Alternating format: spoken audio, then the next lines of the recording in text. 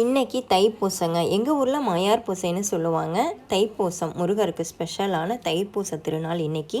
காலையிலே எழுந்திரிச்சு கோலம் போட்டு முடித்து வீடெல்லாம் சுத்தம் பண்ணி சமைக்க ஆரம்பிச்சிட்டோங்க. 5 வகையான பொரியல், சாம்பார், சாதம், ரசம், வடை, அப்பளம், பாயசம்னு ஒன்றா செஞ்சு முடிக்கிறதுக்கு 5 மணி ஆயிடுச்சுங்க. அதுக்கப்புறம் சாமிக்கு அலங்காரம் பண்ணி படையல் போட்டு சாமி கும்பிட்றதுக்கு 6 மணி ஆயிடுச்சுங்க.